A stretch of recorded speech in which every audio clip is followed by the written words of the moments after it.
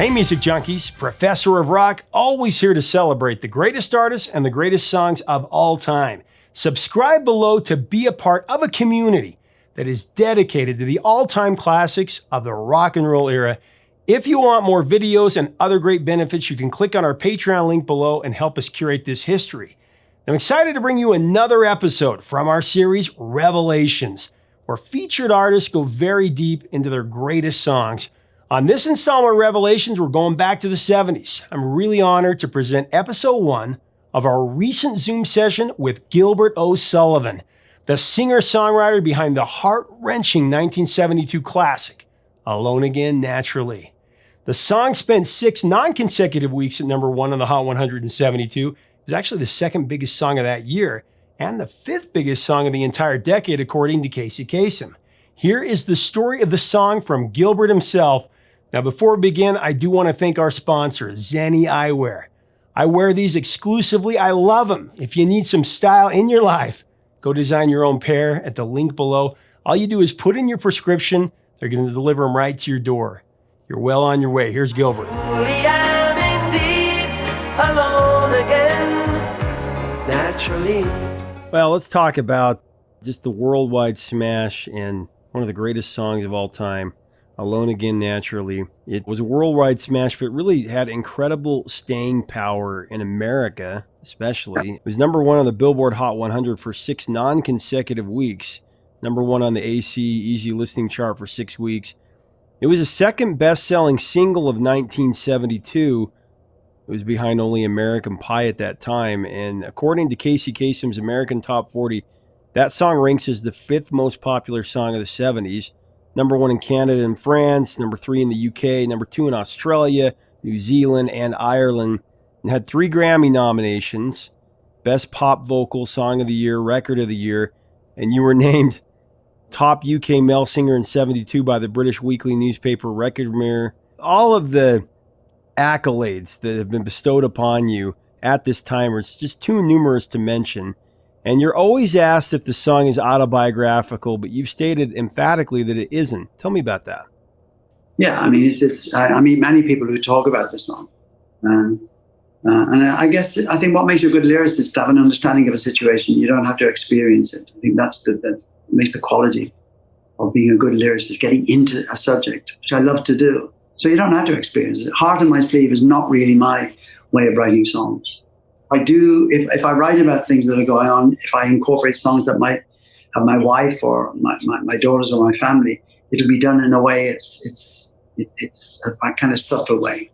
I like to write about things that are going on in the world, but I don't want to be out there doing a Bono, but I feel that you can do things in a subtle way. So with Alone Again, I think it's the understanding of the situation, and it astonishes me how popular the song is. And you know, when I look upon songs that mean so much to certain countries, in England it would be Claire, in Holland it would be Nothing Rhymed, in Germany it would be Get Down, in America it's Alone Again. It's almost their song. You know, the only country it wasn't a hit in is Belgium. It wasn't a hit in Belgium. It's strange. Of all my songs, lots of hits in Belgium, but Alone Again was not a hit there. It's really weird. But I'm really proud of it, but I'll give you an interesting insight into. You mentioned Don McLean and stuff with American Pie. At the Grammys, I didn't really want to go. I'm not mad about the award ceremonies, but I had to go, and so Don and I were the only live performers. Roberta wasn't there for the first time ever, and Harry Nilsson wasn't there to perform. He was there to collect an award if he got one. So the 2 performers on the night were Don and myself. And I think Don had 4 nominations. I had 3 nominations, I think. And neither of us won. But I feel really bad for him more than I do for me. Because you think American Pie should have got one, don't you think? A long, long time ago, I can still remember. Oh, absolutely. Oh, both should have. Why do you think it didn't? I don't know. You know, the Grammys are a strange thing. If you look back at a lot of the songs that won, artists that have won awards, and then 20 or 30 years later, it's very different. If you look at the Beatles, I mean, early on, they didn't win very many Grammys. No, I know. But it's maybe we thought maybe it's because it's like your first success, and so therefore they let your first success. Maybe you have more success, maybe you can get a nomination. But anyway, it is. I'm really proud of the song, and the cover versions I get to this day astonish me and stuff. I mean, I have an amazing, the Nina Simone. Alone again. I mean, people I love have recorded it, which shows that. I mean, I think it's such a compliment to you as a writer. You don't have to like. I've often said with covers, people say, "Do you like this particular cover?" And my attitude is, you don't have to like it. The fact that somebody wants to do it is the important thing. It's a tribute to you. So I accept everything. I have a Japanese heavy metal band who do a 200-mile-an-hour version of it. It's fantastic. That's awesome. Yeah, that is a word that certainly sums that up. Well, Gilbert, take us back to the time when you wrote Alone Again Naturally. I mean, you were a postal clerk in London. You connected with Gordon Mills, as you've mentioned previously, who became your manager, and you were able to quit your postal job and live in a flat that Gordon owned so you could write full-time. Is that right? Yeah, it was a bungalow. It wasn't a flat. It was a bungalow. He lived on a private estate with Tom Jones and Engelbert Humperdinck called St. George's Hill. John Lennon lived there. Ringo lived there. So it was a private estate about 30 minutes from London. So Gordon, obviously with me coming on board, I'm not in a position to get a house, but he had a bungalow, which I shared with another singer who expected Gordon to make a success with him. So the great thing was it had 2 pianos in there, so I could write to my heart's content. And that's where, it was during that period, I wrote Alone Again. When Alone Again was written, Adam, I was really happy with the song as I was with the other songs I was writing at the time. Really, I mean, I didn't look upon it as being more special than any other. And taking it further, when we went in the studio to record it, the other song on the night, as I go back to what I said about 2 songs in a session, the other song was out of the question. And throughout the evening, because the next day I was going to be doing a TV show where I had to sing the song because it was going to be the next single. So everybody kind of in the room thought Out of the Question was the most commercial. They liked Alone Again. Yeah, okay, it's good. It's a good song, but maybe not as commercial. But in the end, Gordon wisely said that it's a good song, and I think we should go with that. So the rest is history. You came up with the melody for Alone Again before the lyrics. Well, that's how I write. That's 9.5 times out of 10 how I write. It's always melody first. Melody very often dictates what the lyrics will be. That's the exciting thing about it. It's the great thing about lyric writing is that half the time you never know what you're going to be writing about, which is great. But I always start with the melody. I mean, occasionally I'll have a title that I'll work from, but 9.5 times out of 10, it's having that melody and then sitting down, as I'm currently doing, is taking the melody and then seeing where I'm going to go with it and stuff. And it's, to this day, it's as exciting now. And I'm as enthusiastic about it now as I was all the way back then. Now, did you come up with a melody while playing it on piano? Yeah, only piano. I tried guitar. When I started out, I'm left-handed. And the first guitar player we ever saw as left-handed was Slim Whitman. Remember Slim Whitman? Oh, yeah. Right, Slim's left-handed. I wrote him. I think Paul McCartney liked the fact that Slim Whitman was a left-handed guitar player. But I wrote to Slim Whitman. He said, could I have a guitar? And no response, strangely enough. But, and then the Shadows, who were very big in England, 59, 60, Cliff Richard and the Shadows, huge success. I love the Shadows, Patchy, Wonderful Land, big hits. And so I wanted a guitar. So my mother got me electric guitar. It was a Lucky 7, called a Lucky 7. And so I played it right. I had to play it right-handed because it was right-handed guitar. I went for guitar lessons, but the guitar teacher taught me right-handed, couldn't be taught left-handed. So I kind of packed that up after a while. Mm-hmm. But the piano is the mainstay. I've sat at the piano ever since. Never got bored. And to this day, I still find it an exciting instrument to play. Absolutely. Thank God. Well, you were 21, 22 years old when you wrote Alone Again, and since the song isn't based on your life, a lot of people have marveled how such a young person can write such a powerfully affecting song, no life experience in dealing with that kind of profound grief. Even Neil Diamond, who recorded his own version, commented about that. How did you tap into that? As you say, you write, you become this character. You understand? Well, it's the fascinating thing of writing lyrics.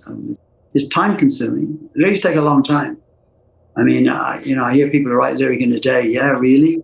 It doesn't work like that for me. It takes a long time, and I do the Leonard Cohen thing of writing more verses than are needed. Because when you get into a subject, you start off with a blank piece of paper.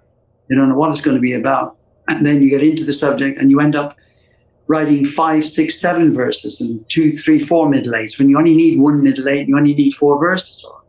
But the thing is, you get so caught up on it, you write precisely that 6th verse. You'll struggle on certain lines on the 6th verse, even though you're never going to use that 6th verse. It's a weird phenomenon. But I don't kind of analyze anything why I do it. I just love doing it. It's as simple as that. The Neil Diamond thing, I heard the interview when he was talking to an English DJ, and the English DJ, who may not necessarily have been a fan of me, said, "Why did you record Gilbert O Sullivan so long ago?"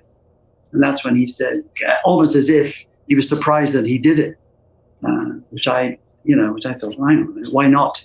And Neil then said, how somebody so young. Was I really that young though, don't you think? I mean, Dylan's written some brilliant songs. Wasn't he younger than 23 when he wrote some incredible songs? So it isn't that unusual for people to, McCartney and Lennon.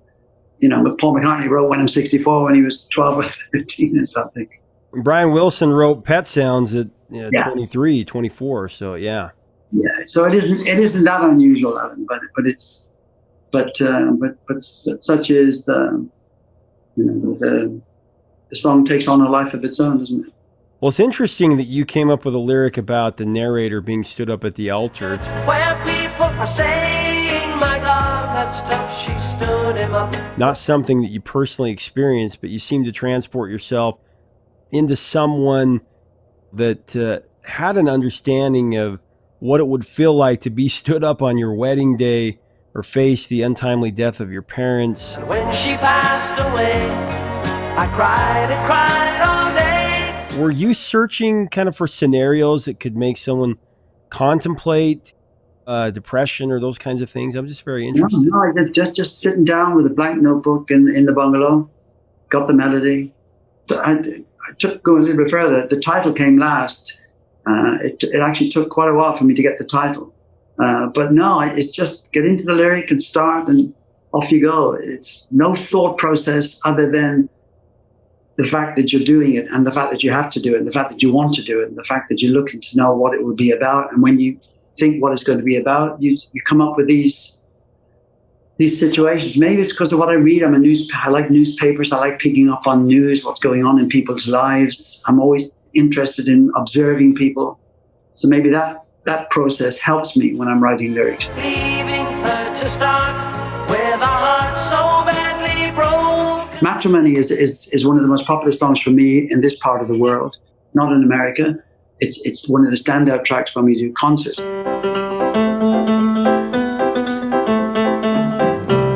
Matrimony is about young people getting married in a registry office. I mean, I would never have wanted to get married in a registry office. I don't think the registrar will be very pleased. And I wrote a song called Permissive Twit. Permissiveness was the thing of the 60s, permissiveness. By now, the word, well, I'm sure I've been heard. About having a child outside of being married and stuff. So I can write about those things without it being separate from my own views and attitude on things. Well, I mean, the song is full of powerful, emotive lines, such as "Leaving me to doubt," talk about God and his mercy, who, if he really does exist, why did he desert me? Oh, if he really does exist, why did he desert me? And that's a feeling that everyone can relate to when they've experienced any kind of tragedy in their lives. I think that lyric really resonates with people. The feeling of, why me? I'm trying to do the right things in my life. I follow the golden rule. I always thought that line was incredible. Well, again, that's for you. I mean, it's good how you kind of go over it like that. But for me, I just write them. I mean, I think there's a famous, Francis Bacon is a very, very famous painter, Francis Bacon. And Francis Bacon said, if you can talk about it, why paint it? So there's an element of that with me. The work I put into the lyric, I feel that after that, it becomes yours. So alone again, from my point of view, talking to you, it's your song. what you get out of it may be totally different to what I put into it. But for me, it's as valid what you get out of it. And we all do that. I mean, I have songs I love by whoever it happens to be, going back over years. And very often my view of what that song is about is not what it's actually about. But the important thing is that I have my opinion of it, and that's why I like it, and that's what's important. I mean, I find that fascinating too, because I meet people who interpret my songs differently and maybe interpret Alone Again differently and put to me reasons why they think this is about that stuff. And I'm happy to have all that coming at me. But for me, I just write them. No self-analysis is a kind of dangerous area to get into. I love that. That's a very good way of putting it. And I think you're right. When you release a song, it becomes the world's song, and it can hit people at different times and mean something different to them. And I appreciate you sharing that. I mean, I'll tell you an example of why I was very naive as a youngster and stuff, almost naive, very determined, but very naive. And I love the Everly Brothers. And I was very young when Cathy's Clown came out. I didn't know it was called Cathy's Clown. I thought it was Cathy's Clown. I didn't know what it meant, but it wasn't Cathy's Clown. Because that expression was older than I was able to comprehend. And likewise with poetry in motion. Poetry in motion. I didn't know what poetry in motion, I know what it means now. But for me, the song was poetry emotion. Poetry. So in other words, it didn't matter that it wasn't the real phrase. It didn't matter that the Everly Brothers, the line was different. Cathy's Clown. It didn't matter that I thought it was Cathy's Clown. It didn't stop me loving the record. Well, your piano playing on Alone Again is just beautiful, and you played in a unique style that produced a special accent to the song's melody and more of a cluster style instead of open chords, right? Yeah, it's more rhythm. I'm very rhythm based. Left hand is the drum, right hand is the chords. I can't, like Rick is a brilliant piano player. He's a fantastic piano player. Harmonica, he could do everything. But I'm just chords, so I'm very rhythmic. And it's important for me to have that, because if I'm writing a rock song upstairs in the music room, I need to have a rhythm going. So I don't use drum machines, I don't use computer stuff, and I just do it with my left hand. And it's like playing the drums on that side of the piano, and then the chords will be on the right side and stuff. It's worked out really well. Well, the guitar solo by coveted studio musician Big Jim Sullivan, the late Big Jim Sullivan, he used nylon strings to get a tender, heartfelt tone, and that really added something to the emotion of that song. Tell us how Big Jim came into the mix with that solo. Do you remember? Brilliant guitar player, and I was a good guitar player. It's just wonderful to work with. Big Jim is very special and a wonderful guitar player, and he was on many of my sessions and stuff. But that acoustic, I rated him really highly. I mean, there are guitar players to this day I rate. There are a few guitar players that I rate really highly on acoustic. I'm trying to think now. Anyway, I digress. But yeah, Jim was wonderful guitar player. Sadly passed away several years ago, but incredible guitarist. He did an album called O Sullivan. Sullivan Plays O Sullivan. That's right. Yeah, I actually have it on that. You know the format that used to fit in the car? Not a cassette, but a bigger. Do you remember what they were? Oh, the 8-track? Yeah, they go in the car. Yeah. I forget what they call them. I have his album on that, and I have it on CD when they re-released it. But yeah, he did a whole album of my songs, which is really good. So, I love it. Wonderful guitar. Sadly missed. Well, in pop culture, too, the song Alone Again has been used a lot. The Simpsons. Right all day, alone again, naturally. The Megamind. Decided on my own, alone again, Ice Age. naturally. A lot of those, it seems like they use it in, a lot of those are kids' movies, and to bring up an emotion that you're feeling cinematically is also just used in the movie Love Rosie. But what are your thoughts when it's used in pop culture? Have you ever seen any of those? No, I know of them, but people have seen them. I mean, I try very hard to I have it. It's important that in my publishing agreement with whoever is publishing my song, that's the one song that's not allowed to be used for comical purposes and stuff. I've turned down a lot of syncs. I turned down a huge washing machine ad in America for a fortune way back in the 80s, late 70s. And because it was, you know, who wants to see a song like that being used on a washing machine ad? God forbid. And, you know, to this day, when I see, I think I see, who's Lionel Richie, I've seen one of his best songs being used on the commercials. I just think it's, you know, I don't like that at all. So I have this clause which prevents the song being used, because it's very important I protect the song for people like yourself who love the song so much. God forbid I allowed it to be used for these stupid reasons. It would be an insult to you as it would be to me. So I'm very proud to protect. It's the one song in the catalogue that I protect more than any other. Well, and you've talked about we talked about a few of the different cover versions. Nina Simone. I know so well, for I'm alone, naturally. And Neil Diamond. In an effort to make it clear to whoever what it's like when you share. But Sarah Vaughan, Shirley Bassey, Esther Phillips, Johnny Mathis. Alone again, naturally.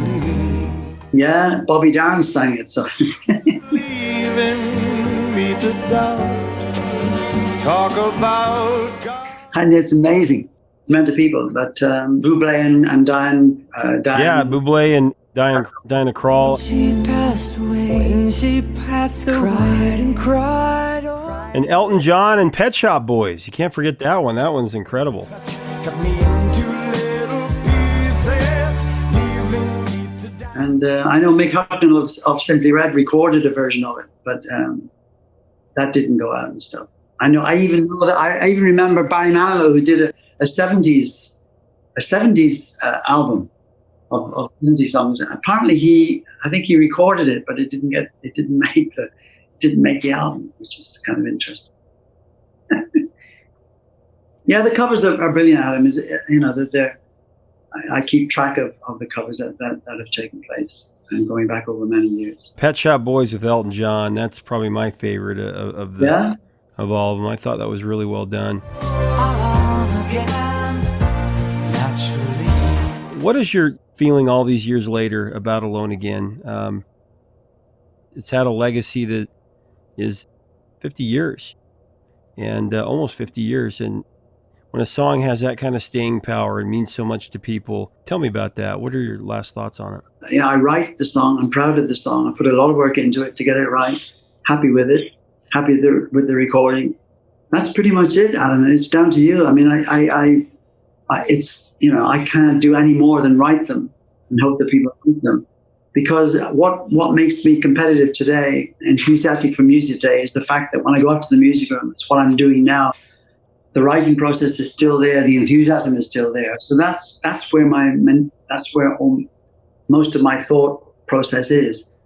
Looking back on Alone Again, I'm just proud of what I've achieved with the songs. And if you pick that one in particular, of course, they all have special memories for me. But you move on.